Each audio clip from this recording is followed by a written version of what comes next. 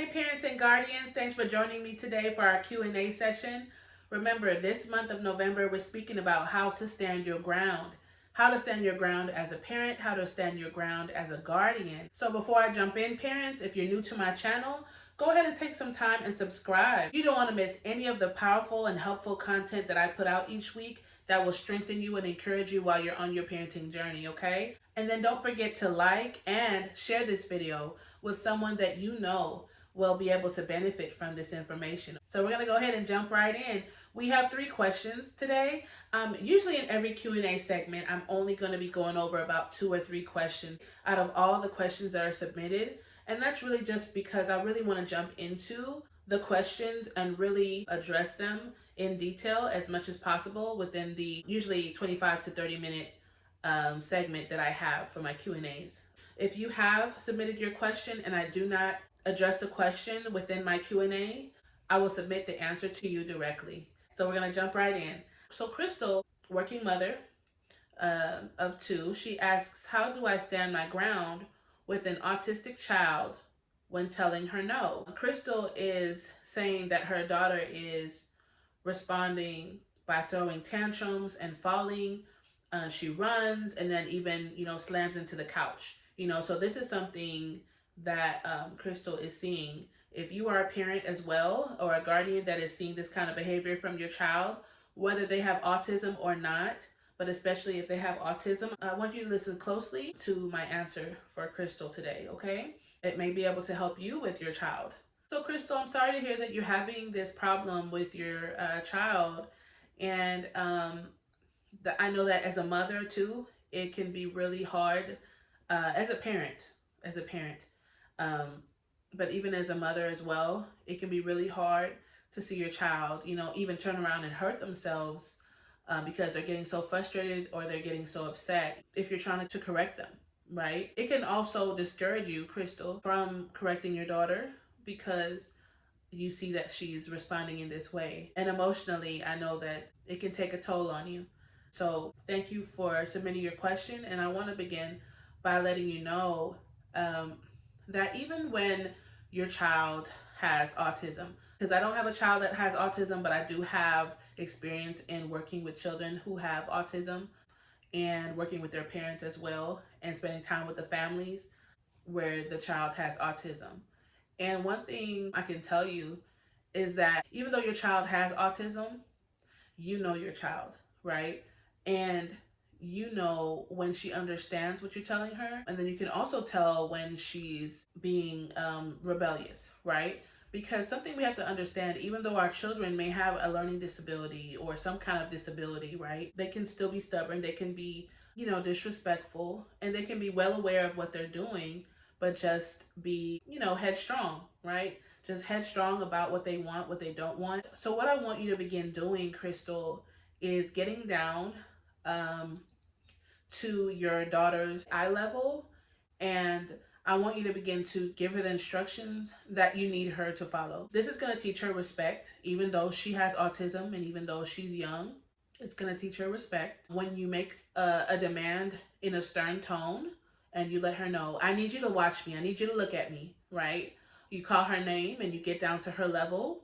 If you have to stoop down, if you have to bend down, whatever you have to do. You don't want to yell at her. Of course, you don't want to raise your voice, but you want to be stern, right? Because she has to take you seriously. If you don't change your tone, then she's not going to know to take you seriously, right? What I want you to understand is that with autism, right, your child still has to learn how to be obedient. They have to learn how to listen to you and obey what you're telling them to do, whether they like it or not. And I know that children with autism, they react differently, right? But God will still help you in raising your autistic child. I have seen it time and time again. Parents who have autistic children who are on different levels of the spectrum, they have come around, right? But the children that made the biggest turnaround, the biggest progress, were the parents that decided to come together and agree that they weren't going to allow their child to manipulate them, to overpower them, to cause them to refrain from giving them correction, from bringing discipline. The parents that I saw stand firm when their child didn't want to speak to someone and didn't want to say hello, didn't want to greet them, but that was what they needed to do. I would see that parent, stand their ground and say, I need you to say hi, say hi, say hi. And they wouldn't let go of their hand until they said hi. Even if they didn't say it in a happy tone, they still were obedient in greeting that person because they had to learn how to greet people. Though it made them feel uncomfortable, though they didn't want to do it, it took them out of that mindset of, if I don't want to do it, I don't have to do it, right? And so with your child, even though she has autism, understand she has to learn how to obey you, right? And God will help her even as you pray for her. So that's something else I would encourage you to do, is begin praying for her in the issues that you're having with her. Begin to take those things to God. Each and every issue you're having in detail, write it down and bring it to God in prayer and pray about it daily, right? And also begin to ask God for the wisdom and how to deal with her in every situation. And then with that, each day when you're dealing with your daughter, if you begin to see that she's not obeying what you're telling her, first you want to make sure that she understands what you're telling her, because she may be somewhere else in her mind. She may be having an issue that day or something that she's remembering from earlier in that day. So you want to make sure that you're not dealing with her with frustration, and you're not assuming that she heard you, and you're not assuming that she's just being rebellious, number one, right? But you want to get down to her level and you want to call her name, and tell her to come to you, right? Or if she's far away from you, you can tell her to come to you, right? And then you get down to her level, her eye level, and you speak to her. And you speak to her in a stern tone. I need you to go do this. I need you to go put this away, or I need you to go use the potty, or I need you to go clean this mess up, clean that up, pick up those toys and put them away. I need you to do that, please, right? So be assertive, be sure about what you're saying, and make it more of a command than a question that you're asking her. Like, don't make it sound like you're asking her to do something. Make it sound like a command so she can understand that you're demanding this of her. It's kind of like when you're in a classroom. Crystal, remember when you were growing up as a child? When you went into your teacher's class, that teacher was the leader of that classroom, right? So if she told you, turn to page 8 of your math book, she would tell you, she would instruct you, and it really was a command. That teacher wouldn't tell you or tell the class, well, can you guys go ahead and please turn to page 8? And can you please read this page and that page? Yes, she could have said that, but more than likely, what your teacher was telling you was a command. She was making a command. I need you guys to turn to page 8. We're going to be learning about this or that. So we're going to be turning to page 8. So what I would do if I was you, Crystal, since you're teaching your daughter how to learn to respect you, because she has to learn how to respect you, right? What I would tell you is wait until she does whatever you've told her to do before you congratulate her, before you say thank you, right? Before you say good job. She has to actually go and do whatever it is that you have told her to do before you reward her, or before you clap your hands and congratulate her, right? This is going to teach her to be more obedient. This is going to teach her that, hey, mommy is not asking me to do things. If I feel like it, I do it. If I don't, I don't have to do it. No, mommy is a leader in the home, especially since you're married as well, right? You might see a difference between how she reacts to you and your husband. And what you have to ask yourself is, why is that? Look at how your husband conducts himself with her. Is he more firm? Is he more stern? And a lot of times that's what it takes, is being more firm, is being more stern, right? Because if not, she's going to know that out of the two of you, mom or dad, I'm going to be able to get over on mom, right? She's going to tell me things, I'm going to ignore her, she's going to get frustrated, and she's going to walk away. And you may not realize that she can understand that, but she's watching you. Though you may not know, she's watching your responses to her. She's watching you if you shake your head and walk away after you just told her to do something and she didn't do it. That lets her see, okay, I can do it again. I can get away with this, right? Though she has autism, it doesn't mean that she's not aware of anything that she's doing, right? You just don't know how aware she is. So that's why you want to, first of all, make sure she understands what you're telling her, that she hears you. And that's why you can't allow her to be walking around and doing other things while you're talking to her. She needs to come and be in front of you and she needs to hear you. Even though she may not want to make eye contact with you, which is something she should be doing, but you'll work your way up to that, right? You make eye contact with her, right? You can even tell her, I need you to look at me. I need you to look at me, right? So she can begin to practice to look at you. But if she's not looking at you, she can grow into that, right? She will mature, she will begin to grow older, and it may become easier for her to do that. Right now, especially when she's young and with her autism, she may not focus that well for many different reasons, right? Even because that she may be being stubborn, right?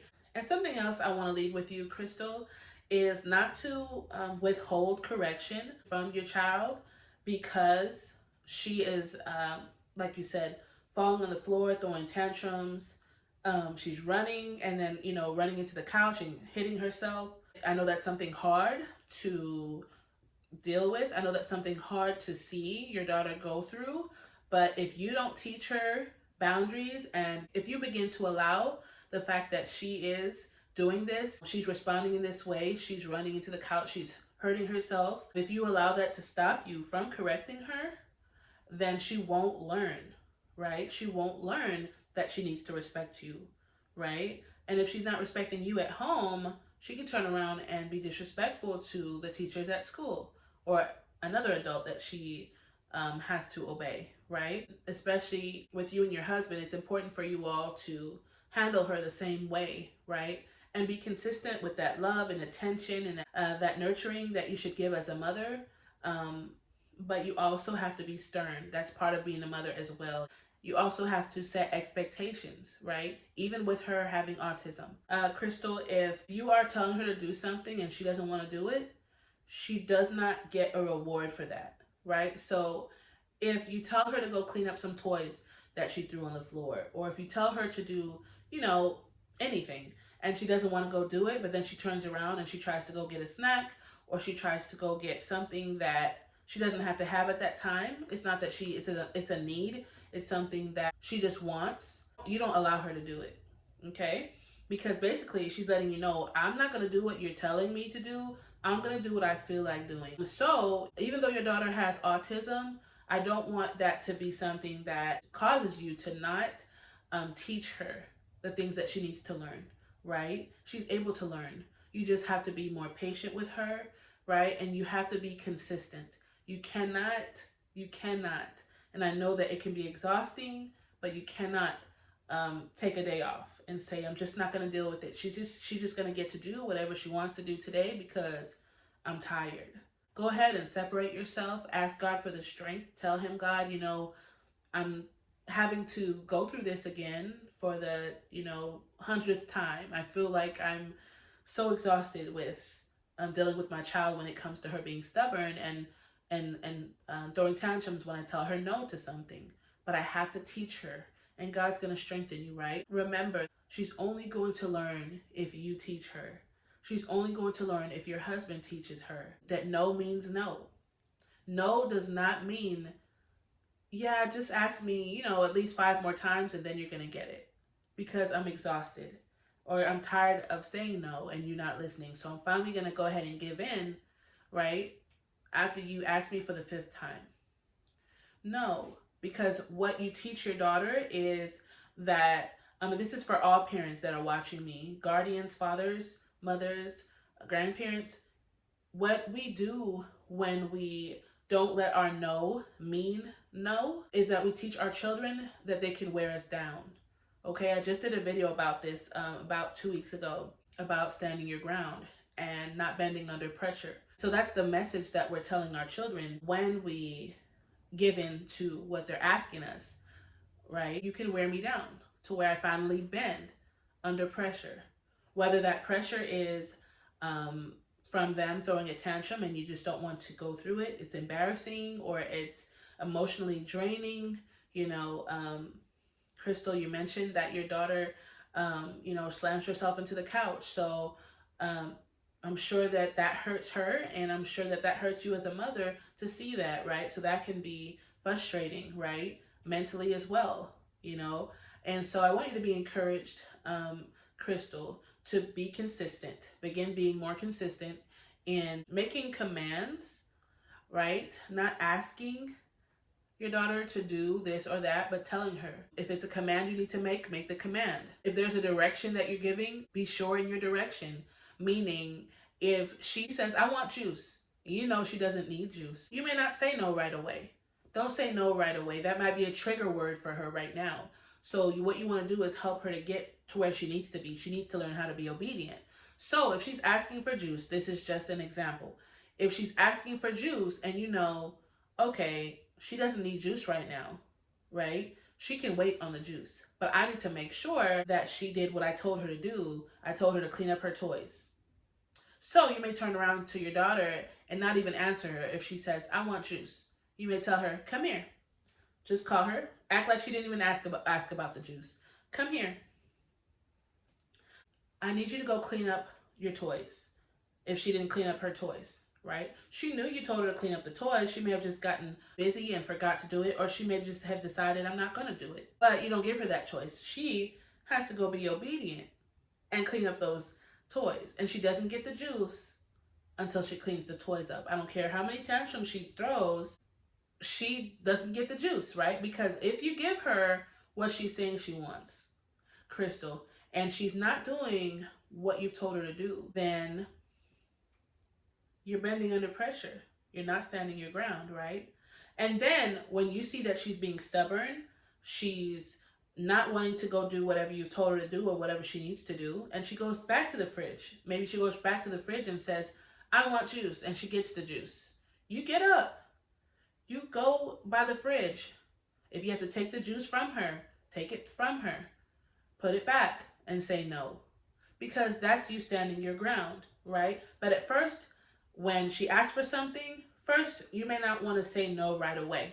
What you want to do is help her to be able to remember what it is that you needed her to do before she asked for the juice or whatever she may be asking for, so that she can begin to learn how to follow through with obeying your commands. And then after she cleans up the toys, I'm using this as an example, but after she cleans up the toys, hopefully she cleans them up, then you can congratulate her. Then you can praise her. Good job. You did so good. Thank you for being obedient, right?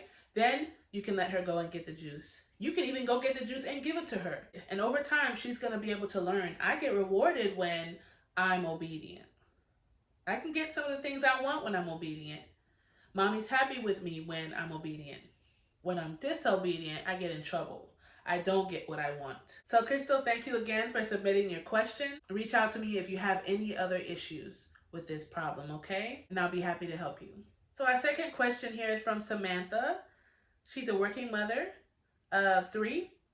She says, how do I get my child to stop throwing tantrums and screaming when something doesn't go their way? So thank you for submitting your question, Samantha. Again, I know that this can be very frustrating to deal with. I used to have children that would throw tantrums. I quickly broke them from that, and I want to teach you how to do that as well.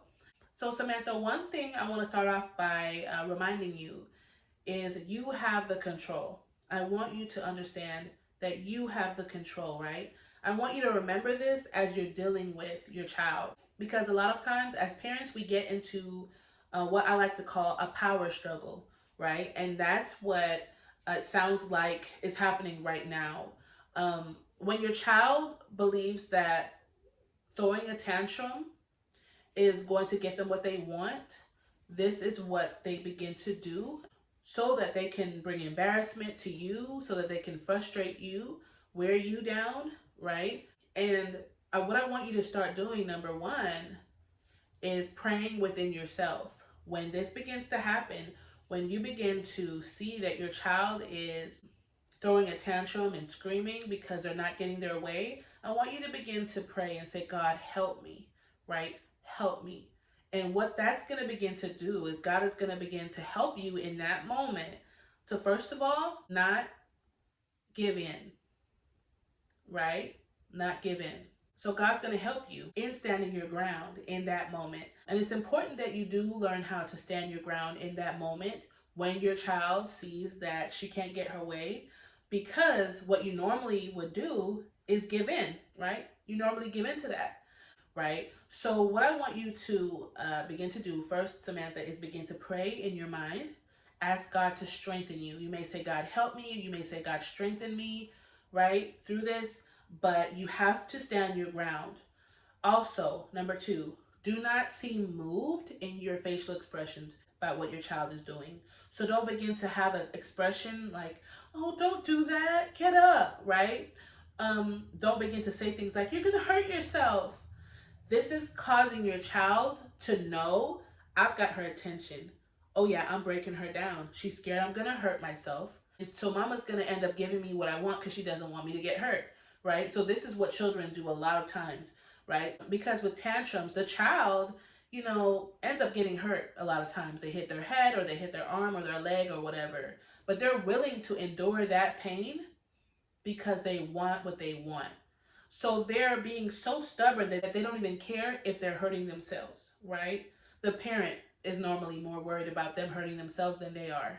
But what I want you to understand is your child is a child now, but they're going to eventually develop to be an adult. So if your child learns that all they have to do is throw a tantrum or scream or throw things or whatever they're doing while they're throwing their tantrum, if they learn all I have to do is this, kick, scream, kick my head back and slam it on the floor.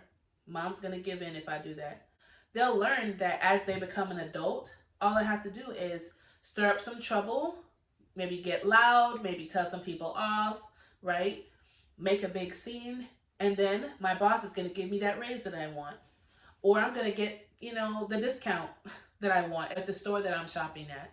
They're going to learn bad habits. They're going to learn how to manipulate other people. They're going to learn how to make a big scene and cut up and act up so that they can get what they want. So they can press people, to get what they want. So we're teaching them. We always want to remember, Samantha, and other parents that are and guardians that are watching me today, that we are always teaching our children something, right? We're teaching them something. So, in the mind of your child, when they're throwing a tantrum, a lot of times there's just one thing in mind. I want this thing, right? They're throwing a tantrum because they want whatever it is that they want, right? And they are upset that they can't get it. But if you tell your child how they can get what they want, then it can help them a little bit better, right? So, number one, you want to pray within your mind. Number two, you don't want to show that you're reacting to their tantrum in your face. You don't want to show a facial expression of worry, right? Because when you look worried, then they know that they've got you. They know that they've gotten your attention, and now you're feeling bad or you're afraid that they're going to hurt themselves, right? And then number three, I want you to begin to do this, Samantha. I want you to begin to speak with a firm tone. A firm tone, right? Not a sweet tone, right? A firm tone. Call your child's name and then tell them to get up, right? Tell them get up or tell them stop. You don't say it over and over again. You say it one or two times. That's it. If they don't respond, then there's consequences, right? The consequences might be a spanking. The consequences might be no TV for the week if you allow them to watch TV during the week. The consequences might be no video games, or they can't go to someone's house, to a slumber party that's coming up, or whatever the punishment is. There always should be a negative consequence to negative behavior. You don't want to have a positive consequence to negative behavior, right? That's going to confuse your child. Okay, Samantha? So make sure that no matter how hard it might get to see your daughter throwing that tantrum, no matter how irritating it might be to hear her screaming at the top of her lungs, right? When you've just gotten off of work and you're tired and, maybe you're just trying to get dinner cooked and just, relax a little bit, and your daughter's asking for a snack and you don't want them to have any snacks before dinner, but she wants a snack right now, and hey, mommy, if you don't give it to me, I'm going to throw myself on this floor and throw a tantrum. I want you to keep your composure, right? I want you to have a stern tone. I want you to have a stern look, a serious look, a stern look, and a serious and stern tone. And I want you to make sure that you're not begging your child to get off of the floor, that you're not begging your child to stop. You give them a command. Get up. You say their name and you say get up, or you say their name and you say stop. Those are the only two commands that you need to remember, right? Don't go beyond saying it one or two times. Because if you go beyond repeating yourself after that first or second time, then you're begging your child to get up, right? Please get up. I don't want you to hurt yourself. Get up. Don't hurt yourself. No, that's what they want. Okay, fine. Go ahead and get this or that, right? That's what they want. They want you to give in. Remember, you have to be firm. Parents, we're not being mean. When we put our foot down, we're not being mean. You may feel like you're being mean because you're not used to taking a stand. Because your child may be looking at you with an angry face, or they may be crying and saying, I hate you. You're so mean. That's why I tell you, parents, to always be consistent, right? Be consistent in discipline, but also be consistent in love. So, Samantha, especially if this is your youngest child that you're dealing with, they can begin to be more sensitive when it comes to correction because they're the youngest and they are used to maybe getting spoiled or maybe getting their way a lot more than the other kids. But we want to make sure to treat all of our children equally. So we want to make sure that we're not allowing one child to get away with something, right? All the children in the household have to be handled the same. And what I mean by that is if you have other children, Samantha, you want to make sure that you're mindful that the way that you handle your youngest child is the same way that you handle your other children, in that you don't allow them to get what they want. Because if you let one child get what they want and they don't listen to you, then you're telling the other children, you don't have to do what I'm telling you to do either, right? They're observing, right? That you're allowing the other child to throw tantrums and get what they want. So then you're teaching them. You're teaching the other children. They can talk back, or they can act up, or they can throw tantrums and get what they want out of you. And then at the end of the day, we begin to lose confidence within ourselves as parents. We begin to lose respect from our children. And not just the child that is taking advantage of us and manipulating us, but our other children, because they're seeing that we cannot stand our ground. And it's really not that we can't stand our ground, we just are not standing our ground. So, Samantha, I'm very confident that if you begin to do these things that I've spoken to you about today, that you'll begin to see your daughter throw less and less tantrums and that you won't really have to deal with this. But I would definitely begin to put these things into practice immediately and be consistent in doing these things. And also reach out to me if you are seeing any more issues within this problem. You can definitely reach out to me and let me know so I can work with you. And then our last question I'll be answering today is from Shelly.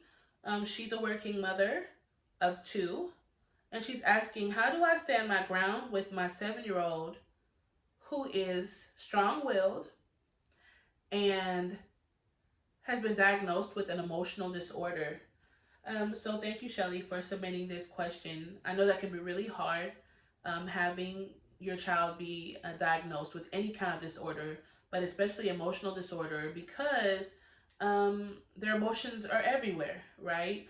We already are emotional creatures, right? Just as human beings, we're very emotional. We can be very emotional. But when you have a disorder, or when you've been diagnosed with a disorder, I understand that you can have challenges that um, are extremely hard for you to deal with and for others to deal with as well. So thank you for sharing your question today. Shelly, you did say that your child is also strong-willed. A lot of times we end up raising our children and we notice that they are strong-willed, right? They want what they want when they want it. Um, so first, Shelly, I want to tell you to begin to set some rules for your child. I know that in my parenting webinar, I did share this information, but I'll go a little deeper in detail within this question. But if you have not had a chance to look at my parenting webinar that I posted about gaining confidence within your role as a parent, I want you to go back and look at that. It's right here on my channel, okay? It's going to help you a lot. What I want you to begin doing is, first of all, not acting out of emotion. Remember, because you're dealing with a child that has an emotional disorder, right? So you don't want to be emotional when you're dealing with them, because you make the situation worse, right? You can cause more damage, okay? But you still have to be assertive when you're speaking to your child. You still have to be sure of yourself when you're dealing with your child, okay? And you have to take control of the situation in dealing with them, right? And not allow them to take control of the situation. So, number one, you want to begin setting up some limitations, right? Some rules for your child, right? For all the children in your household, okay? But especially the child that you have that you're speaking about today, that has the emotional disorder. So, Shelly, you want to begin to write down those expectations or those rules that you have for your child, right? Whether it's that you don't want them to talk back, whether it's that you want them to be respectful to their siblings, and however you want them to conduct themselves on a daily basis, right? Things that you need them to be mindful of, and how they treat other people, and how they respond to you, right? As the parent or your husband, right? Then you set that standard for them. You write down those rules, you write down the expectations, just as a teacher would do for her students, right? Remember when you were younger and you would go to school, and when you went to a particular class, that particular teacher had rules and expectations written down, maybe on a laminated board or maybe on the whiteboard or chalkboard, and they went through each rule with each student in the class. So everyone knew the expectations, right? So that's what I would tell you to do. And then begin to go through these rules and expectations with your child. And if they have any questions, you answer them. You be patient with them. You have to go through these rules and expectations with them when you have the time to do it. So take your time when you're doing this. Make sure that you have at least 30 minutes to speak to them, listen to them, make sure they understand the rules and expectations. Even if they're not able to read the rules themselves, you're there to read it for them. And you want to begin to go through these rules and expectations with them on a daily basis, right? Especially with them having a disorder, it's going to help them to be able to have more structure within their day. If they have a daily routine and the things that you know that you need them to do, whether it's chores, cleaning up their room, doing homework, taking a shower, right? A daily routine. But also having the expectations and rules that you have for them and how you want them to conduct themselves. Going through that with them on a daily basis. And you can do it as a routine. That can be part of your routine, right? The list of expectations and rules. Maybe you want to put maybe 8, 6 to 8 expectations or rules, something that will be easy for them to understand, but help them to remember the standard that you have for them, right? Because even with them having a disorder, an emotional disorder especially, you still have to set expectations, right? Or anything goes. When you don't set expectations, when you don't set rules, you're leaving room for chaos, right? But children feel more secure when they're in an environment that's controlled, right? And when they have structure. Maybe you sit down for 5 minutes and go through it. You read it together with them, so they're reading along with you. Um, or maybe in the morning before school, but if you feel like they may forget the rules and expectations before they leave for school, maybe wait until they come home after school, okay? And then over time, Shelly, I believe that you'll begin to see a change in your child's behavior as far as how they respond to you when you give them directions, right? Because they know the expectations, they know the rules. And then also let them know the consequences of if they break those rules. So you want to be consistent in that as well, going through the rules, going through the expectations. So this is constantly on their mind every day, right? And you still want to be consistent again in the love and the attention, right, that you give them. Okay, we don't want to just set rules and expectations for our children and bring discipline, and we're not showing love and compassion, and we're not being long suffering and kind with them, right? We want to make sure that we give them what they need to succeed, right? You want to be able to talk to your child and listen to them and see, what they're going through, right? They may just be having a reaction to something that happened that day and they don't know how to express, what they're feeling, right? But you're going to have so many different situations, Shelly, that you're going to be dealing with your child, especially with them dealing with this disorder. So you want to make sure that you're not handling them in an emotional way, because you're going to add more stress to the situation. And you can even cause the interaction between you and them to be more intense, right? And more emotional, which is what you don't want. You don't want to have emotional outbursts, right? Because they're already going through a lot of emotional issues themselves, right? But the way that you take charge and the way that you stand your ground when you're dealing with your 7-year-old who has this emotional disorder is by not allowing their outbursts or their responses, even their disobedience or their negative responses to you. You don't allow those things to influence you in how you react to them, right? You still have to maintain the control by not reacting out of frustration. There's so much more that I can tell you, but we only have so much time within this Q&A session. So I just wanted to address the question that you submitted, but go ahead and reach out to me. I'll be happy to work with you. Okay, parents, I had such a good time today answering those questions.